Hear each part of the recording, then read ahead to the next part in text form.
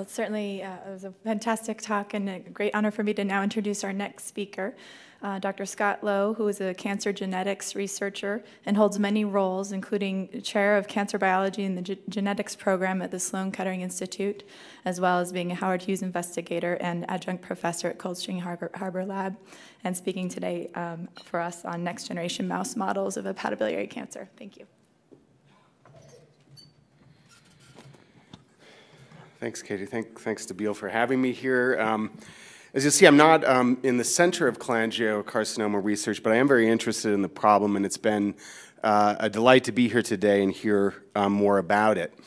Today, I'm not going to talk about a new target or a new strategy to treat cancer or really even a biologic process that is relevant, but rather an approach that I think is very important, and many people here in this room have used to try to understand cancer with the goal of ultimately thinking about new strategies to treat it.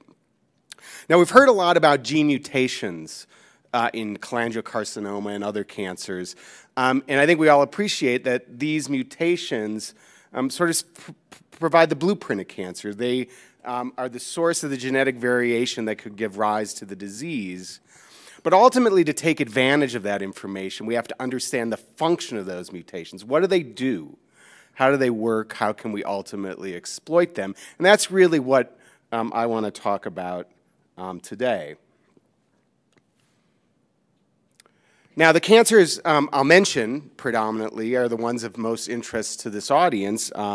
Primary liver cancers, cholangiocarcinoma, but also hepatocellular carcinoma and fibrolamellar hepatocellular carcinoma, a more rare version that affects young adults. And again, these are important cancers that we want to understand, and we need new treatments for these tumor types. Now, these cancers have been sequenced. We know the dominant mutations that exist in these cancers, and that's just shown breaking down the three tumors here. And if I just highlight the most frequent mutation, and if you just look at the names of the ones that are common, you can see that these three types of primary liver cancers have a very different composition of mutations. HCC has the gene we just heard about, TERT, as the most dominant. Cholangio, perhaps IDH, at least in the data set, that we had. And fibrolamellar has dominated by a single gene mutation, a fusion protein involving protein kinase A that occurs in 100% of cases. So again, the genes are very different in these different tumor types, and that's probably why they look different and they behave differently. Now, what we want to do is take advantage of that gene, the genetic mutation, and again, interpret it. We want to understand what I call, and we've heard, are the cancer drivers, the mutations that are actually responsible for producing the cancer. What do they do? How do they work together with other gene mutations to give rise to different cancer phenotypes? Of course, we also want to know, and more relevant certainly to the patients in this audience, which of these genes or which of these processes are required to sustain the cancer, such that if you impede their function, the cancer goes back to a normal cell or dies or permanently arrests. And again, we want to interpret this genetic and ultimately, these dependencies could give rise to new therapeutic targets. Well, how do you do that? Obviously, we can't do it just by sequencing DNA. We can't do it very often by looking at patients. And again, another point that I think is really important is that if one looks at the tumor, here's the cholangiocarcinoma, one sees it's not just a bag of tumor cells that all look the same. There's other cell types that make up the composition of the tumor. But nevertheless, the primary setting in which we study tumor cell behavior is in 2D, two-dimensional cultures on a Petri dish. And this has proven very powerful and important, has led to a lot of important discoveries, but we also appreciate now that cancers in the context of a patient and the genes that occur in those cancers, their impact is dramatically influenced by the nature of where these cells are, the tissue microenvironment. So we and many others have decided to try to exploit and understand cancer genetics and interpret cancer genetics using the laboratory mouse. Well, why can we do this? We can engineer, and you've heard some of this already at the meeting, the types of mutations that occur in patients and see what happens in the animal. Do they get cancer? The tumors arise in an intact tissue, an appropriate microenvironment, with an intact immune system, something we'll probably hear about in the next talk, is also very important. We have powerful technologies to manipulate genes in mice that one obviously can't do in people. And these, once we have them, can be powerful preclinical test systems to test new treatment strategies. And so again, if they're accurate, they can be very useful. We also have to keep in mind, of course, they aren't patients, but nevertheless a model system. So here's the slide I showed you before, comparing the human cholangiocarcinoma to the Petri dish. And this is an example just of a cholangiocarcinoma generated in a mouse in our lab that shows, at least superficially, they look the same. So again, we think there's value to models and modeling cancer in the mouse. But a problem is, and all of you that work on mice, and Steve, I'm sure, is painful from the talk he just gave, or the cost it takes to engineer these mice. And because most of these mutations are created in the mouse germline, to create a complex model, one has to cross different strains of mice. It takes a long time. There's a lot of waste, and it's extraordinarily expensive, which is something one is concerned about when they have to pay the bills for the lab. So our approach has been to try to speed up the rate in which we can use these mouse models to interrogate gene function, ultimately identify new targets. We're interested in fast and flexible approaches to modeling using sort of robust genetic tools, I'll talk about some, and skipping some of the intercrossing that is required when one has a germline strain. I won't talk about it today, but we've been interested in functional genomics as a tool to interrogate cells and then ultimately validate what we find in mice. And also inducible systems that allow us to look at gene function at different stages of tumorigenesis, not just at the beginning, but in an established cancer, and I'll show you an example or two of that.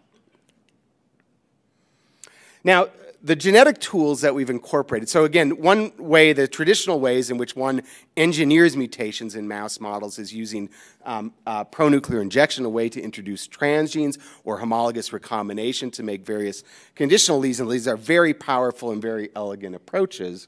But we found, as many other labs have as well, that one can mimic some of the types of genetic variation that occurs in cancer using other genetic tools, one called RNA interference, which suppresses gene function, and another is CRISPR-Cas genome engineering, which one can use to create a variety of different gene mutations.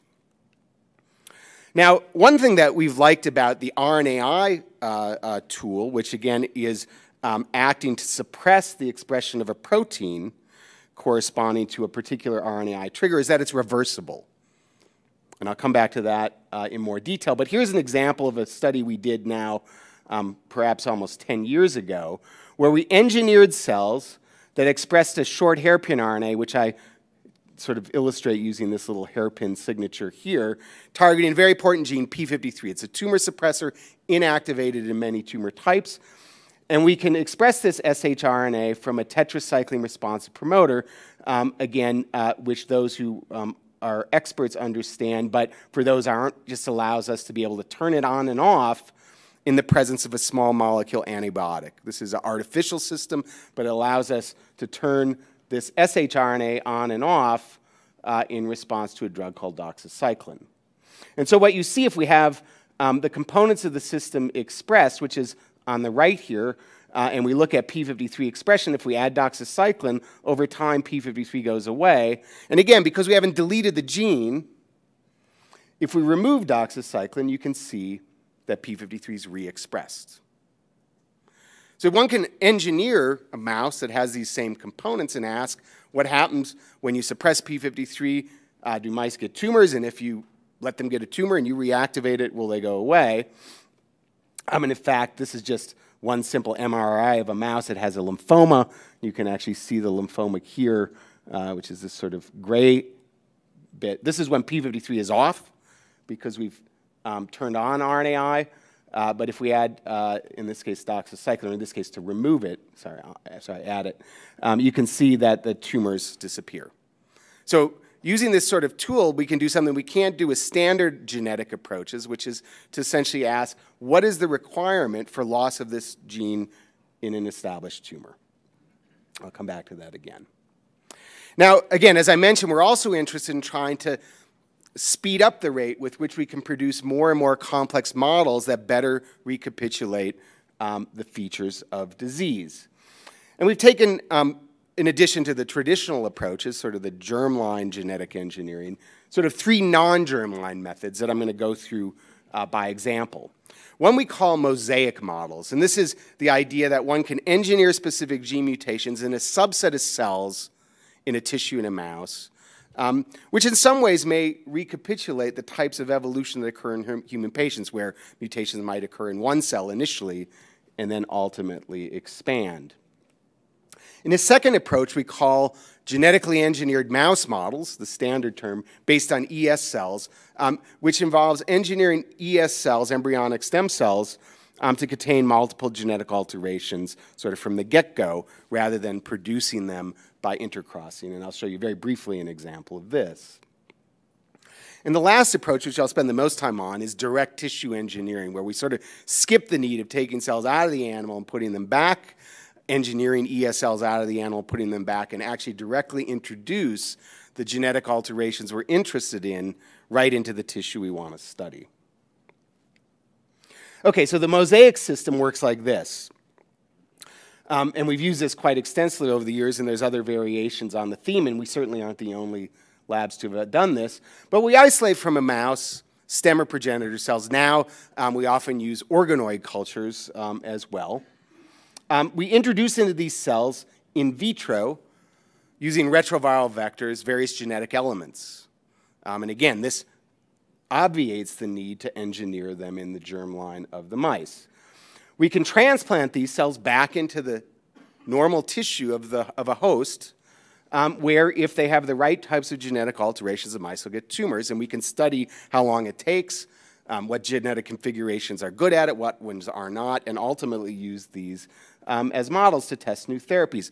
Now, why is this powerful? Well, one thing is we can create a lot of complexity, lots of different genetic configurations. We can isolate stem cells from mice that have different gene alterations to begin with.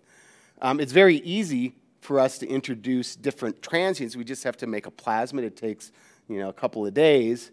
And we can even introduce these cells into recipient mice that have different gene alterations if we want to look at tumor-host cell interactions. So one can look at a lot of combinatorial effects, which we believe can better approximate the genetic variation that exists in human cancers. So this is a rapid approach to producing mice.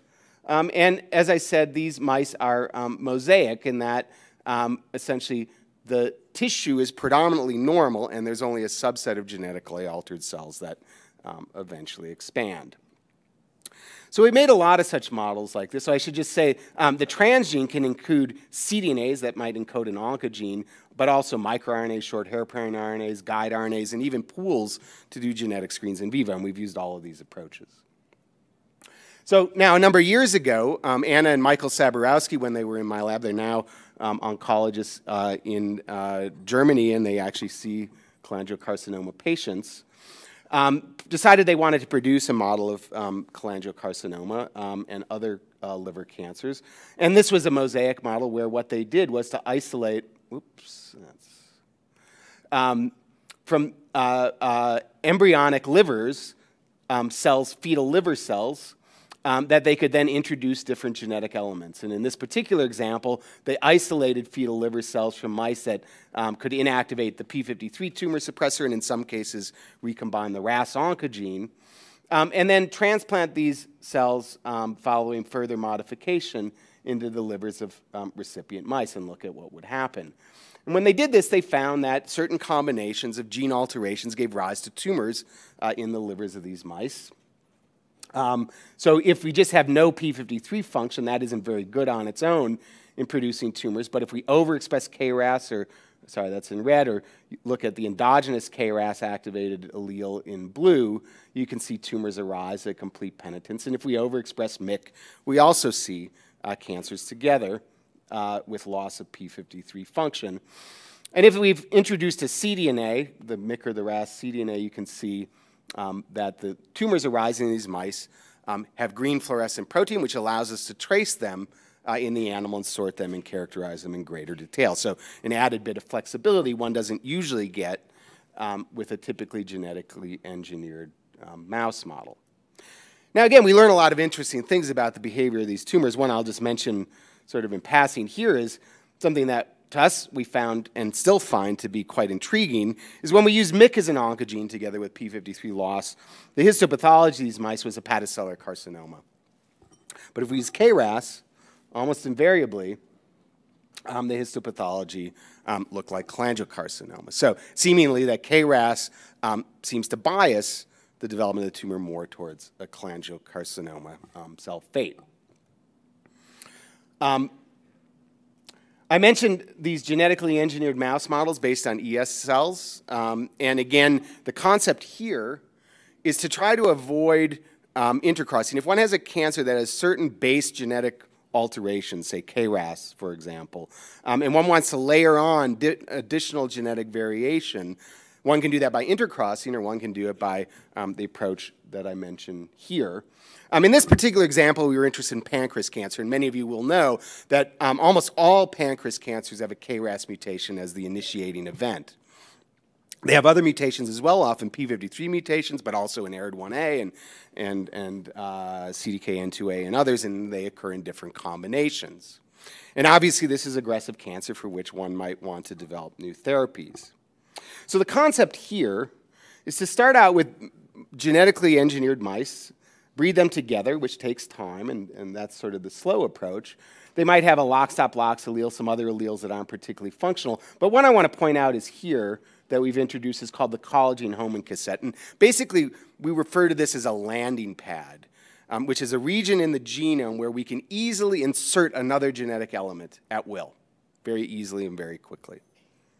And so the idea is we want to generate embryonic stem cells that always have a KRAS mutation, but then we want to insert other things into this to create variation. So we generate these mice that have all these alleles. It takes a bit of time. But once we do that, we can rederive embryonic stem cells from these mice that now have already in these ES cells all 4 of these lesions. We can take advantage of the landing pad to introduce another genetic element. And the example I'll take here is one of these short hairpin RNAs that can suppress the function of a gene. And then we can take these ES cells and make a cohort of mice using blastocyst injection or other methods that now essentially are the ones we actually study. No more intercrossing. So once we have these ES cells, which takes a bit of time and effort, we now can move very quickly to interrogate the function of other genes in the context of pancreas cancer initiation and maintenance. So the one I'll just show one slide on is where we've targeted P53. I've already shown you an example of this in lymphoma. But here the idea is we have a KRAS mutation. We introduce an shRNA that targets P53. Loss of P53 is well known by the work of Dave Tuvison and others to promote pancreas cancer progression in mice. And these mice should get tumors, but we want to know once they have a tumor what happens if we silence the P53 shRNA and restore its function. So here again is what happens when P53 is gone. This just recapitulates what one sees with the traditional genetic models. And you can see here this is a relatively well-differentiated ductal pancreatic adenocarcinoma. The shRNA is linked to green fluorescent proteins, so the tumor cells, which you can see here, are green. We have another genetic element that is important to turn this on and off, which is red. But this is when P53 is off. If we add doxycycline, or actually in this case remove it, this would allow the shRNA to be turned off, so now the cells go from green only to red. And what you notice is a very striking change in the histology of these tumors. They look much more differentiated. And in fact, you see accumulation of a very initially weak CK19 when P53 is off to very profound when it's on. And if we do gene expression profiling, these look like pannins. So the non-malignant form or precursor form of pancreas cancer. So loss of P53 drives the disease together with KRAS. But if you can reestablish, again, we can only do this in mice right now, p53 function, one can have this sort of profound effect on the tumors. And this is something we're exploring in great detail. Now, the last method I'll mention is the direct tissue engineering approach. And here what we can do is, again, try to introduce genetic elements right into the tissue of mice and look at what happens and use the mouse models directly. One approach we've used, which we learned from a former postdoc in my lab, Lars Zender, and originally was developed by David Large-Espada, is called hydrodynamic tail vein injection. And this works really well in the liver. And really, it's the only tissue that it works in. Here what one does is take vectors, they're called transposon vectors. That's not particularly important, but they integrate in cells in the presence of a particular enzyme and inject them into the tail vein of mice under high pressure injection.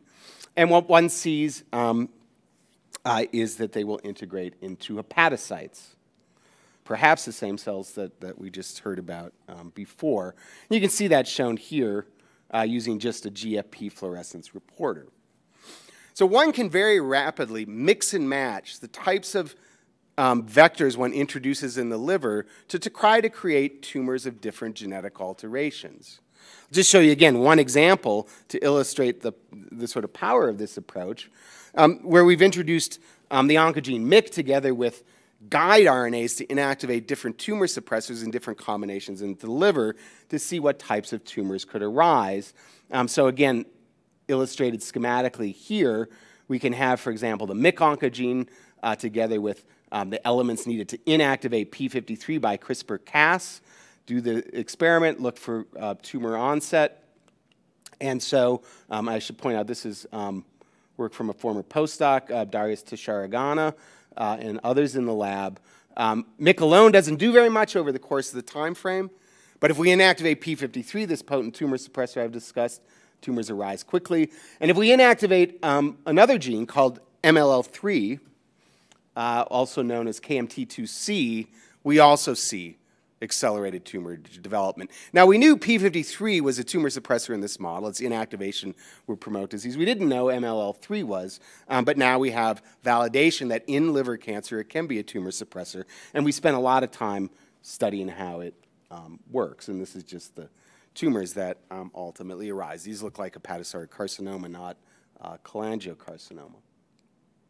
We've also used this to validate other genes that have been predicted to cause cancer but hadn't been previously characterized, one being this fusion protein that's observed in fibrolamellar hepatocellular carcinoma. This fusion protein, many of you heard, was cloned by Sandy Simon now a few years ago, a colleague of ours across the street at Rockefeller University, and involves a deletion event on chromosome 19 in humans, about 400 kilobases, that allows two genes that normally are not together to be fused and presumably become dysregulated. Now, this is an interesting oncogene because it's a potential drug target. Protein kinase A is something one could imagine inhibiting with a small molecule drug, but it was difficult to validate because there haven't been any great models. There's no cell lines, for example, of this disease. So here's again the structure of chromosome 19, where we're looking at the DNA BJ locus. This is one part of the fusion. This is the protein kinase A component with about 6 protein coding genes in the middle. And in humans, again, there's an event that deletes the region here to cause these to be fused. Now, it turns out in the mouse, the organization of the genes, although it's a different chromosome, is exactly the same. And so Ted Kastenhuber in my lab thought that he might be able to engineer this deletion in mice by taking advantage of CRISPR-Cas mutagenesis. And the idea was to develop essentially guide RNAs that targeted an intron in the DNA BJ1 locus and guide RNAs in an intron for protein kinase A. And the idea is that while this deletion event might be very rare, if it were pro-oncogenic, in other words, if it was able to drive the cancer, one might generate tumors in the animal. And so he set out to do this. He was able to confirm that the guide RNAs worked. They would cut at these sites. They could, at low levels, create this fusion. And then he introduced them using this hydrodynamic tail vein injection process into mice. Now, he did this, and he waited, and he waited, and he waited, and he waited, and after a year or so, if not longer, some of the mice, but only a fraction of the mice, developed tumors. You can see that shown here. But when he looked histologically at the tumors, they had this very striking, histopathology that was reminiscent of the human fibrolamellar hepatocellular carcinoma disease. And in fact, if he isolated DNA or RNA from these tumors and sequenced across what should be the break point, he could actually see that, in fact, there was a fusion event. So he was actually able to recreate the fusion. It seemed to give rise to tumors. This didn't occur in control mice, but nevertheless isn't a very useful model because it took too long to engineer. So again, one of the things we always try to do in my lab is let the genetic changes in human cancer inform what we do in trying to model situations in mice. And even though it was widely believed, and is certainly predominantly the case, that the fusion protein, the DNA-JB1, PRKACA, is the predominant lesion by far in this disease, we did notice in looking at the Sloan Kettering data sets that there were a subset of patients that had mutations in beta-catenin or APC. These are both genes that regulate the Wnt signaling pathway known to be important in other liver cancer cell types. And so we wondered if we could layer these on in addition to the fusion protein, whether we might get tumors that occurred more rapidly. And again, I'm not going to show you much of this data, but again, just illustrating the example shown here. And when we did this, the bottom line is whether we used the CRISPR-mediated approach or we used a cDNA that simply overexpressed the fusion, we noticed that these additional genetic events accelerated the onset of the disease. So that most of the mice got tumors, and there were other tricks we could do to get all of them to get tumors. And the histopathology and genetic changes seem to be largely the same. So again, now we have a mouse model that validates this fusion as an oncogenic event, and we can use these to test new therapies to inhibit that event and see if they have any efficacy, and we're doing that now. Now, just in the last few minutes, I'm going to tell you another approach for direct tissue engineering that we've been quite excited about lately, and is more broadly applicable than the hydrodynamic tail vein injection approach that I showed before, because it can work beyond liver cancers. And this involves direct tissue electroporation, and it's brought to my lab by a postdoc, Joseph Liebold, who, again, trained with Lysander, a former postdoc of mine, so quite an inbred situation. But the idea is pretty similar to what I showed you before, but instead of delivering the plasmids through the tail vein systemically, one does a minor surgery and electroporates using a small probe these genetic elements into the tissue of the mice, in this case the liver. And what's sort of nice about this, even for the liver, is that you get a focal tumor that it probably more likely mimics sort of what one sees in a human patient. And just to compare what one sees using this hydrodynamic tail vein approach, basically the whole liver gets tumors. If one uses electroporation, you can see, again, a focal event. And so, again, this is very powerful. I'll just point out that if we use, that was studies showing MYC, if we use KRAS, again, an oncogene that's not that prominent in hepatocellular carcinoma, but is more so in cholangio, we get a cholangiocarcinoma pathology using this sort of approach. But I also point out, again, this allows for really rapid construction of different genetically altered mouse strains. We can do this for other tumor types. This is just an example of gastric cancer. This was something we're pretty proud of. It was a little bit of work to get going, but we're getting quite nice models of gastric cancer using different genetic elements. They metastasize, and we're characterizing these in great detail. We also have prostate and breast and pancreas models that can be performed using this approach. And so again, sort of just to finish up,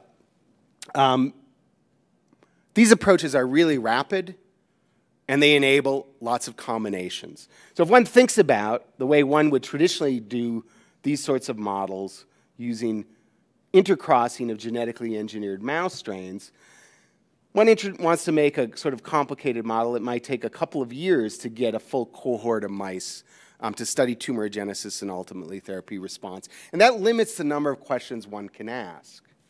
But with these sorts of approaches, one can very quickly make time cohorts of mice and actually do the experiments that we want to do. So we think that these will be quite powerful moving forward. And so just to summarize then, these are fast. The experimental mice are produced directly, not by intercrossing. We reduce waste because, again, because of intercrossing, there are some animals that don't have the right genes, and those are not useful.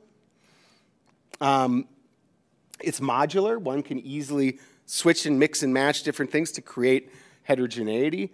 And one can study tumor microenvironment interactions simply by making these tumors in mice that have, say, alterations in the immune cell compartment or the stroma. One can create these cohorts simultaneously, which is great if one wants to do preclinical studies. And one, as I showed you a little bit with the inducible systems, can look at the role of gene function at different stages of disease.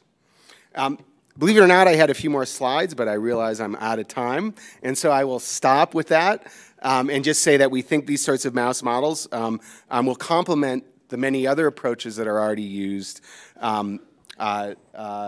to characterize cancer genetics, ultimately trying to find those genes and those processes that we most want to target, and then to use them, of course, to evaluate new therapeutic approaches. So I won't show the slide of everybody involved in the work. I tried to mention, and I had all their names on the slides as we went along, but it really was a lot of effort with a lot of collaborators, and so I thank you for all of your attention.